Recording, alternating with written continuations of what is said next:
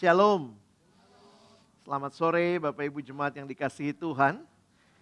Bersyukur ketika kita sama-sama boleh ibadah sekali lagi. Dan ini biarlah bukan hanya rutinitas mingguan kita. Tapi kita mengalami perjumpaan dengan Tuhan setiap kali di dalam ibadah kita. Saudara, tema kita seperti dikatakan tadi sangat wow hari ini ya. Doa yang mengguncang dunia. Dan kita akan melanjutkan di dalam Kisah Rasul. Kita akan melihat sama-sama Kisah Rasul pasal yang keempat, ayat 23 sampai ayat yang ke-31. Mari saudara, kita boleh membuka bagian ini, saya juga sudah tulis di depan. Kalau saudara ingin membaca dari Alkitab ataupun di depan, kita bergantian. Saya akan membaca ayat 23, saudara membaca ayat 24, kita bergantian sampai ayatnya yang ke-31. Sesudah dilepaskan, pergilah Petrus dan Yohanes kepada teman-teman mereka, lalu mereka menceritakan segala sesuatu yang dikatakan imam-imam kepala dan tua-tua kepada mereka.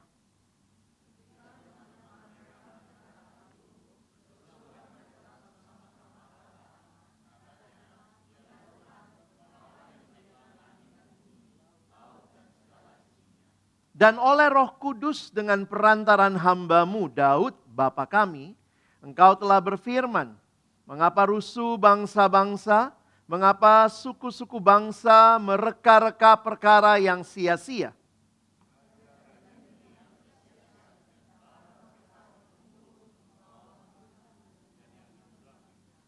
Sebab sesungguhnya telah berkumpul dalam kota ini Herodes dan Pontius Pilatus, beserta bangsa-bangsa dan suku-suku bangsa Israel melawan Yesus, hamba-Mu yang kudus yang Engkau urapi.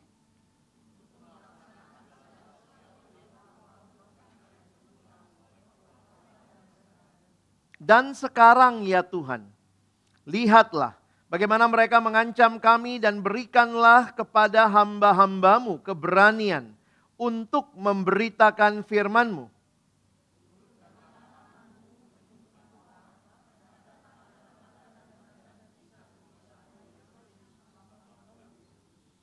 Dan ketika mereka sedang berdoa, goyanglah tempat mereka berkumpul itu, dan mereka semua penuh dengan Roh Kudus.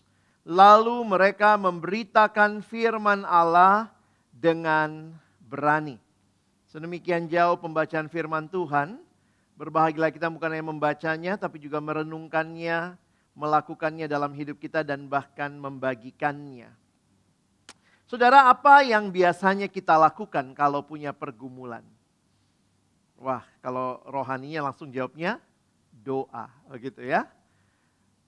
Ketika pergumulan itu menjadi bagian yang begitu menindih kita ya, menindih kehidupan kita, apakah memang doa itu menjadi sesuatu yang kita naikkan kepada Allah? Banyak orang doa itu hanya seperti sebuah daftar belanjaan, list yang diserahkan sama Tuhan. Tolong ya, saya pesen 1, 2, 3, 4, 5, 6. Tapi hari ini kita mau melihat bagaimana doa yang mengguncang dunia. Ya, saya rindu kita sama-sama mempelajari bagian ini. Kita mulai dulu dengan lihat konteksnya.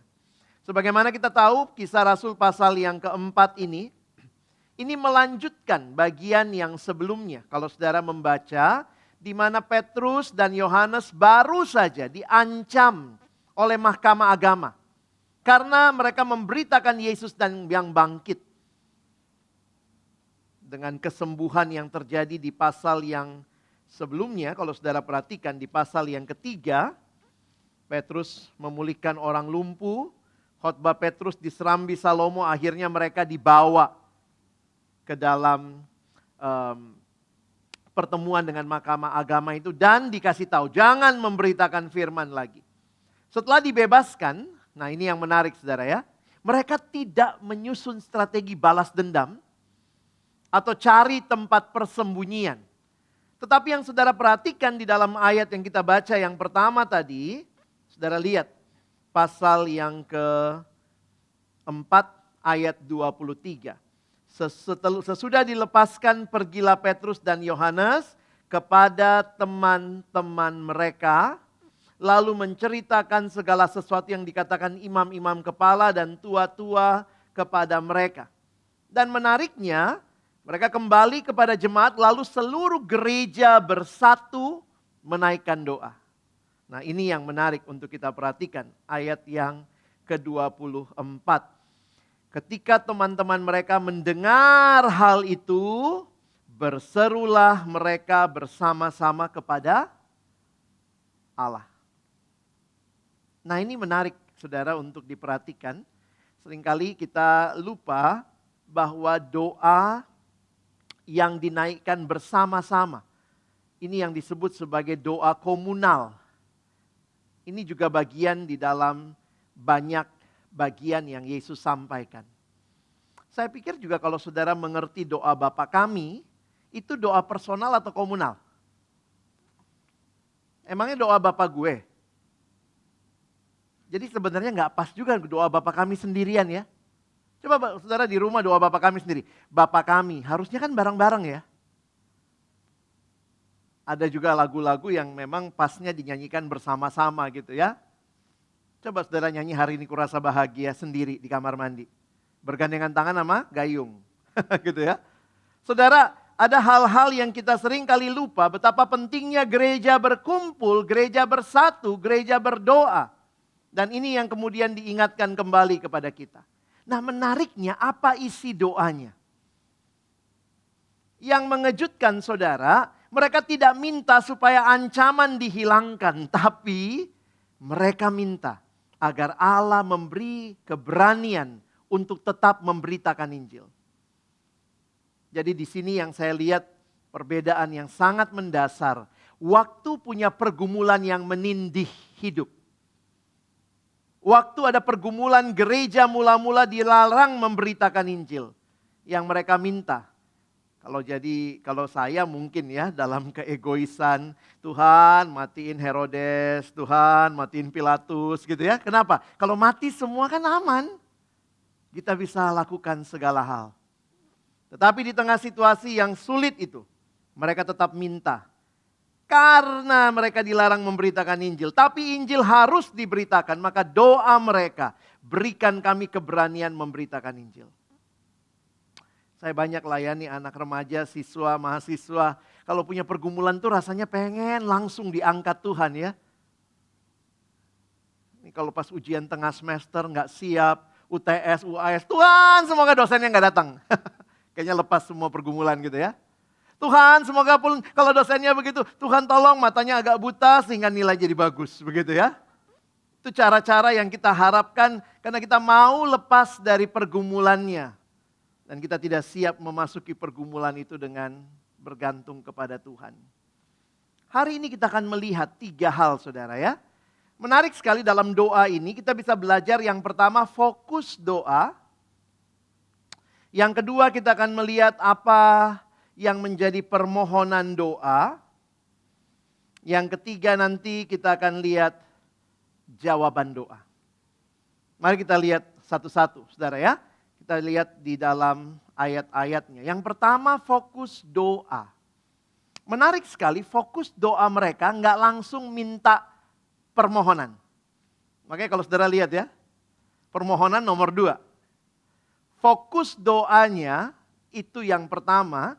Menarik sekali fokus doanya adalah kepada Allah. Saudara ini jadi bagian yang menarik kalau kita compare dengan doa Bapa kami. Di mana doa Bapa kami baru mulai minta? Berikanlah kami makanan kami yang secukupnya. Tapi bagian depannya apa? Bapa kami yang di surga, dikuduskanlah namamu, datanglah kerajaanmu, jadilah kehendakmu di bumi seperti di surga. Baru mulai berikanlah kami pada hari ini. Saudara dalam persiapan saya diingatkan kembali ya. apakah fokus doa kita kepada apa yang kita minta semata-mata? Atau apakah fokus doa kita kepada siapa kita meminta? Jemaat mula-mula, karena sekali lagi ini bukan doa rasul ya, ini doa jemaat. Jadi saya pikir jemaat harus dilatih berdoa, diajak berdoa, belajar berdoa kepada Allah dan kita belajar mengenal Dia, Allah yang hidup itu. Beberapa tahun yang lalu waktu saya pertama kali belajar berdoa, saudara saya sampai beli buku doa, gitu ya. Beli buku doa, salah satunya buku doanya Martin Luther. Buku doanya William Barclay maksud saya ya. Jadi saya baca, jadi setiap hari belajar berdoa. Karena memang realitanya kita mungkin merasa sudah tahu doa. Karena doa itu sangat spontan ya.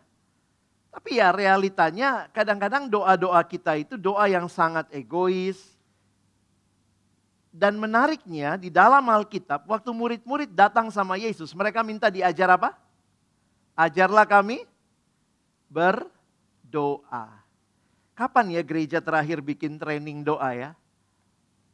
Karena rasanya itu nggak butuh. Semua orang udah pasti berdoa. Tetapi mari kita melihat ternyata ketika murid datang kepada Yesus, ajarlah kami berdoa. Di dalam masa itu, ada banyak jenis doa. Karena banyak dewa-dewa dan semua orang datang kepada dewa dengan biasanya doa.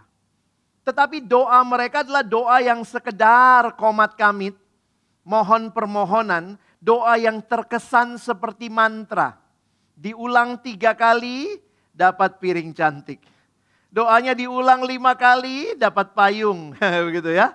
Saudara banyak kali, kadang-kadang di WA, sebutkan doa ini 4 kali, maka Anda akan terbebas dari malapetaka. Saya pikir ini apaan gitu ya. Yang sedihnya yang kirim orang gereja lagi. Doa bukan sekadar mantra kosong yang diulang. Doa adalah relasi. Karena itu kalau saudara tahu kepada siapa saudara berdoa, relasi itu akan membawa kita menikmati doa. Fokus doa bukan kepada sekadar apa yang saya minta, tetapi kepada siapa saya meminta. Dia adalah Allah. Karena itu jemaat mengakui. Mereka memulai doa dengan mengakui 3 hal saudara. Allah adalah pencipta, Allah adalah Allah yang berfirman, dan Allah adalah Allah yang memegang sejarah. Ini terlihat dari isi doanya. Maka mari kita lihat yang pertama. Dia adalah Allah pencipta. Lihat kalimat yang mereka sampaikan. Ya Tuhan, Engkaulah yang menjadikan langit dan bumi, laut dan segala isinya. Doa mengingatkan kita tentang siapa Allah yang kepadanya kita berdoa. Jemaat mula-mula tahu He is the Lord, He is God of creation. Engkaulah yang menjadikan segalanya. Bukan hanya itu. Dia Allah yang menyatakan firman-Nya. Saudara lihat ayat selanjutnya. Dan oleh Roh Kudus-Mu dengan perantaran hamba-Mu Daud Bapa kami, Engkau telah berfirman. Tadi Engkau menciptakan. Apa yang Tuhan firmankan? Seolah-olah mereka mau bilang begini. Yang terjadi sekarang, bangsa-bangsa yang melawan kita, itu sudah dinubuatkan. Mengapa rusuh bangsa-bangsa, mengapa suku-suku bangsa mereka-reka perkara yang sia-sia. Raja-raja dunia bersiap-siap dan para pembesar berkumpul untuk melawan Tuhan yang diurapinya. Mereka tidak menilai firman dari situasi. Tetapi sebaliknya, mereka menilai situasi dari firman Tuhan. Sebenarnya kalau kita melihat apa yang terjadi saat ini di dalam dunia, kita tidak mesti kaget ya. Orang kalau rajin baca Alkitab nggak kaget lagi. Ih, dia orang baik, kok malah dia yang di penjara, misalnya gitu ya. Kita tinggal baca, oh dia menggenapkan ayat apa gitu ya. Karena sebenarnya firman telah disampaikan dan Allah adalah Allah yang menyatakan firman-Nya. Yang ketiga, saudara lihat. Ini jemaat kayak lagi belajar sejarah saudara ya. Coba lihat kalimatnya. Sebab sesungguhnya telah berkumpul di dalam kota ini Herodes, Pontius Pilatus, berserta bangsa-bangsa, suku-suku bangsa Israel melawan Yesus, hambamu yang kudus yang kau urapi, untuk melaksanakan segala sesuatu yang engkau sudah tentukan. Dari semula, oleh kuasa dan kehendakmu. Raja-raja dunia bersiap-siap dan para pembesar berkumpul untuk melawan Tuhan yang diurapinya. Di dalam tafsirannya Pendeta John Stott mengangkat 3 hal ini.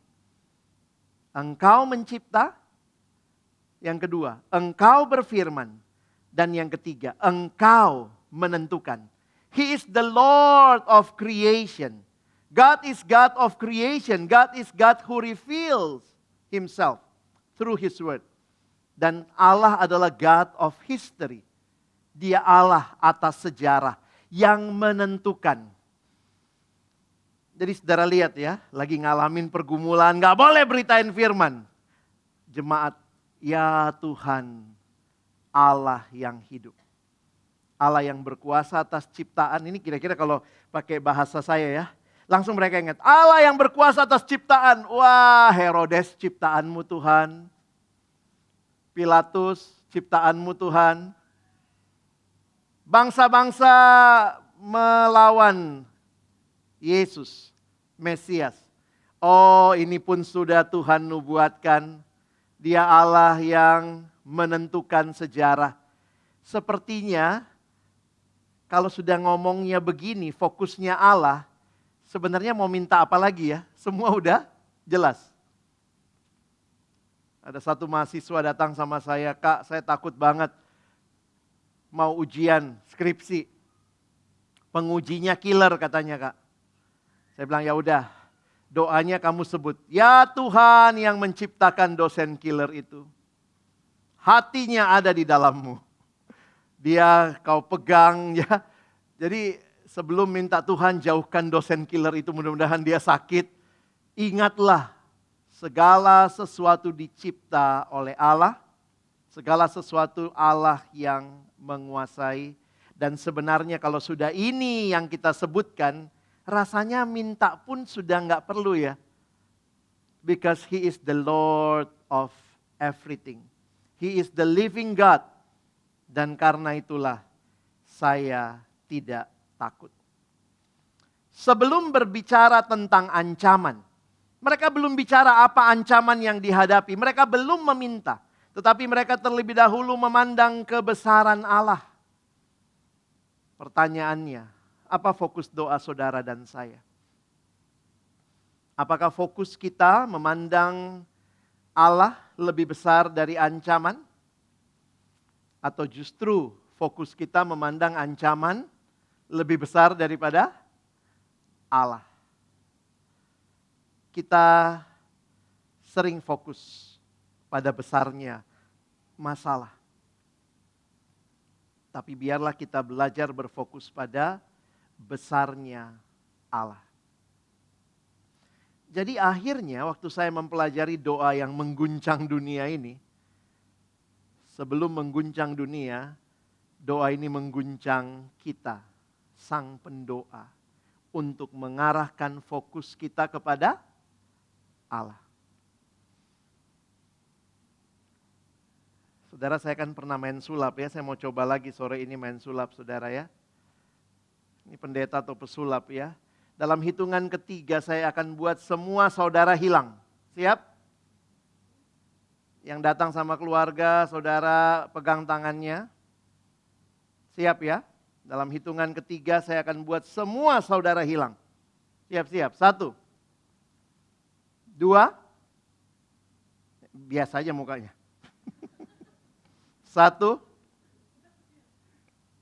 2, 3. Semua saudara hilang. Ini masalah, kata anak sekarang POV ya. Kalau saudara dan saya memandang pada masalah kita yang besar, jangan heran kita tanya, di mana Tuhan? Di mana Tuhan? Tapi kalau saudara memandang kepada Tuhan yang besar, ada masalah? Ada? Ada. Jangan ini, enggak ada masalah. Enggak ada masalah? Ada. Tapi Tuhanku jauh lebih besar. Ini yang saya lihat. Jemaat yang begitu rupa bersekutu berdoa. Mereka tahu mereka datang kepada Allah yang seperti apa. Doa yang benar sebenarnya mengubah perspektif kita sebelum mengubah keadaan kita. Karena realitanya keadaan belum berubah. Emangnya habis pulang gereja, ada yang begitu pulang gereja mertuanya ganti? Masih cerewet nggak? Oh, tambah Pak. Ada yang begitu pulang gereja suaminya berubah langsung. Istrinya berubah, orang tuanya berubah. Bos di kantor, begitu selesai ibadah ini bos langsung berubah? Mungkin tidak saudara. Yang berubah adalah saudara dan saya yang sekarang tahu kita memandang kepada Allah yang hidup. Barulah mereka memohon. Menarik ya. Permohonan doa, itu ayat 29 sampai 30. Harusnya mereka doanya minta aja, Tuhan hilangkan penganiayaan. Tuhan hilangkan semua penganiaya. Selesai kan? Jemaat ternyata tidak meminta agar penganiayaan dihentikan. Tetapi meminta keberanian untuk tetap memberitakan firman dan menjadi saluran belas kasihnya. Nah ini yang saya waktu perhatikan, kenapa bisa minta seberani ini? Saya pikir karena fokusnya kepada Allah yang luar biasa. Kenapa kadang-kadang permintaan kita juga jadi kecil rasanya? Karena jangan-jangan kita juga tidak punya fokus kepada Allah yang besar. Sehingga permintaan kita terlalu receh, kata anak sekarang. Terlalu sepele. Kalau tadi ada 3 hal yang mereka fokus kepada Allah. Allah yang mencipta, Allah yang berfirman, Allah yang menguasai sejarah. Ini 3 permohonan mereka. Lihatlah bagaimana mereka mengancam kami. Jadi kayak Tuhan lihatlah, Tuhan tahu kan? Lalu yang kedua, berikanlah kepada hamba-hambamu ini keberanian untuk memberitakan firman-Mu. Yang terakhir, ulurkanlah tanganmu untuk menyembuhkan orang dan adakanlah tanda-tanda dan mujizat-mujizat oleh nama Yesus hamba-Mu yang kudus. Apa tujuan mujizat? Kalau saudara perhatikan, mujizat yang benar tujuannya adalah meninggikan Yesus.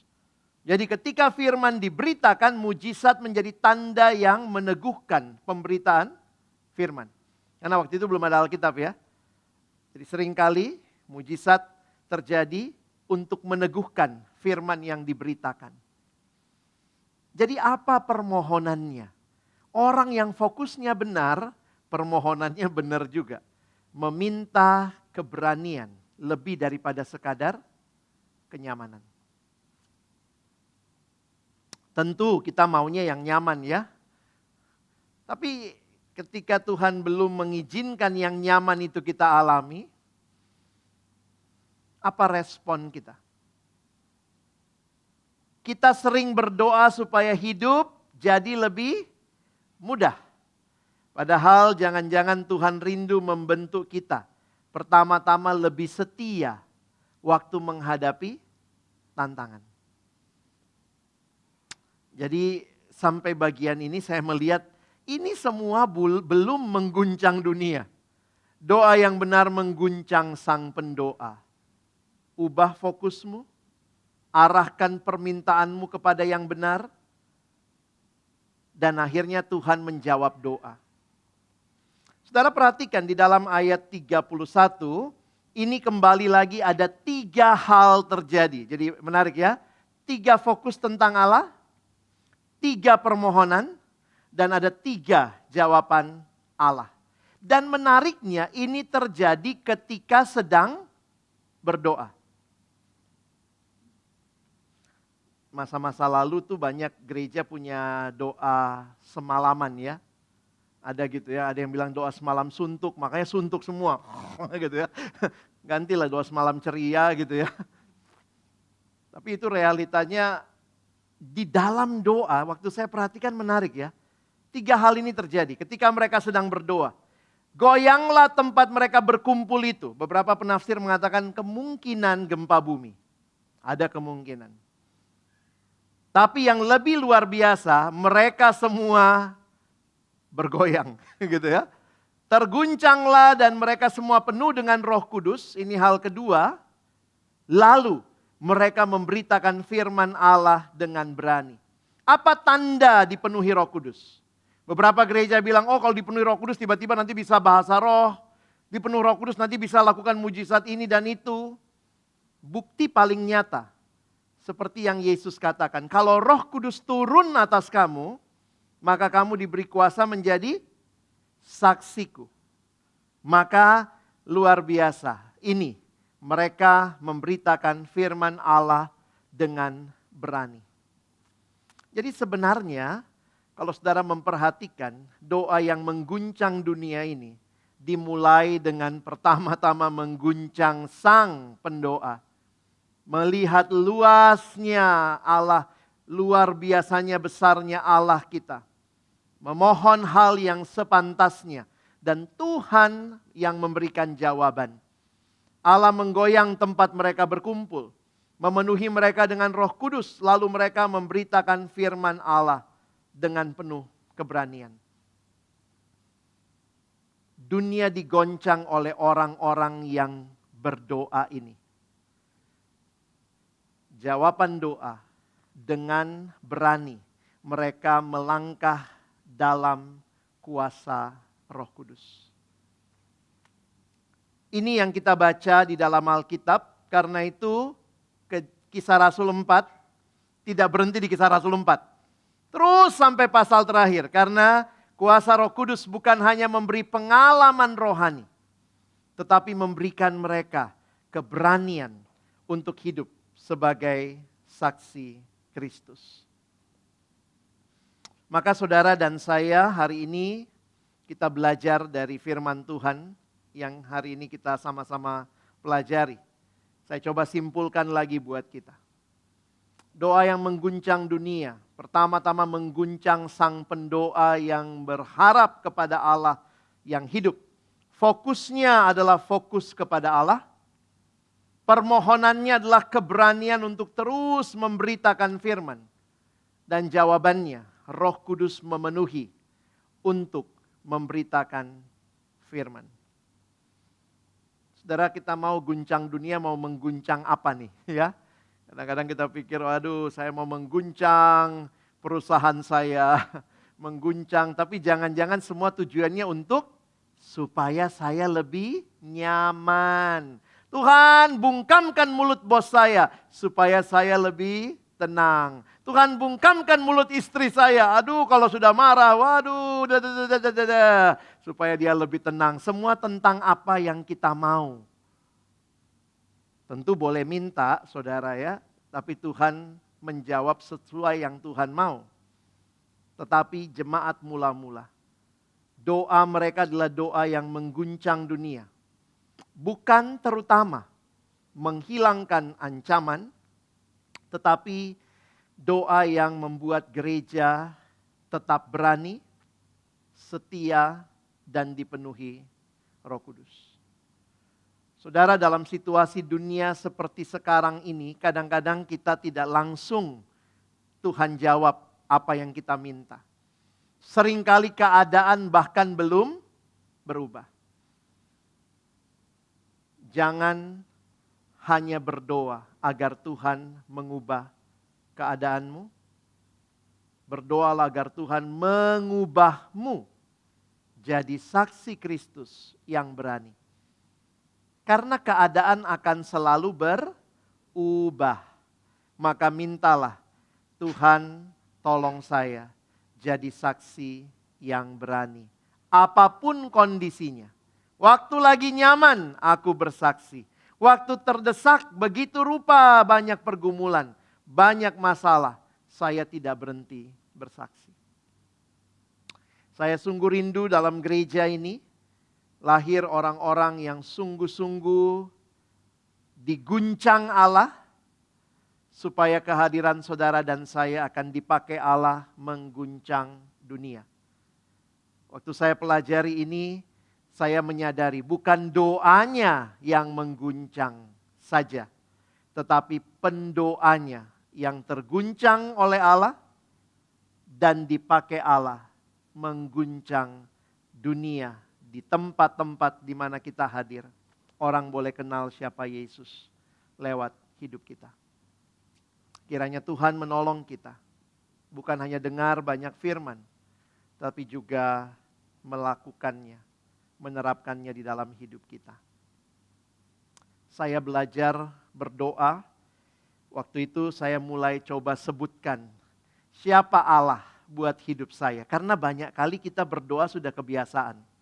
Ada orang yang gitu, ya Bapa yang ada di surga gitu ya. Ya, waktu saya baca buku doa dia kasih list siapa Allah. Di dalam Alkitab Allah, Tuhan adalah gembalaku. Tuhan adalah kota bentengku. Tuhan adalah perisaiku. Nah itu bisa tuh ya.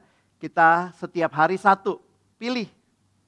Hari ini saya mau sebutkan dia sebagai Allahku. Nah sekalian kita sambil baca Alkitab. Apa sih artinya Allah perisaiku? Sehingga kita makin menghayati gambaran itu. Karena kadang-kadang kita berdoa lancar sih doanya. Ya Bapa gunung batu, perisai, kota benteng, keselamatan. Semua bisa disebut. Tapi apa artinya? Dan mari belajar berdoa. Belajar berfokus kepada Allah. Menyebut namanya di dalam doa kita. Setiap hari mungkin satu ya. Ada banyak nama Allah di Alkitab. Mungkin hari ini ya sambil kita meresapi, menghayati. Ya Bapa. Besok ya sahabatku. Loh berarti ganti-ganti dong kita sebut Tuhan. Karena dia Allah yang bukan hanya atas satu nama. Lalu belajar berdoa saudara ya. Kadang-kadang gak gampang juga berdoa. Ada orang berdoa tapi nggak apa istilahnya ya. Saya malah bersyukur ada doa-doa yang ditulis. Ada yang bilang, wah kalau ditulis itu kurang bagus, kurang spontan. Ya yang spontan pun, spontan pun harus belajar berdoa. Karena ada orang yang spontan, tapi spontannya itu semua disebutin. Ya Yesus, kami datang padamu Tuhan, kami bersyukur Roh Kudus. Lu ngomong sama siapa? Ayo, kalau kita doktrinnya benar, kita belajar berdoa. Apalagi kalau saudara harus memimpin doa di hadapan umat, belajarlah berdoa ya. Ada orang doanya, ya ini kebiasaan ya, makanya kalau guru sekolah minggu hati-hati berdoa ya, ditiru anak-anak loh. Kami datang Tuhan, hari ini Tuhan, kami semua Tuhan, datang padamu Tuhan, Tuhan jadi koma. Ada yang komanya Bapa, kami datang Bapa, hari ini Bapa, padamu Bapa. Ya belajar berdoa, kadang-kadang mungkin mendingan ditulis. Ya Bapa, kami datang kepadamu hari ini. Itu namanya belajar berdoa. Bukan cuma cepatnya berdoa. Tetapi benar-benar kita menghayati. Kita sedang bicara kepada Bapa yang dengar doa kita. Nah, mari saudara kita mulai belajar lagi berdoa ya. Nah, kalau agak bingung tulis. Saya waktu belajar berdoa tuh. Karena biasanya kan kayak kita, kalau bicara Allah Bapa, biasanya hubungannya sama apa? Bapa, pemelihara, pencipta ya. Kalau Yesus Kristus, penebus. Kalau Roh Kudus, yang membimbing, menyertai. Jadi kita bisa berdoa begitu. Ya Bapa, pencipta alam semesta, seluruh hidupku adalah milikmu. Ya Yesus Kristus, penebus yang menyelamatkan aku dari dosa.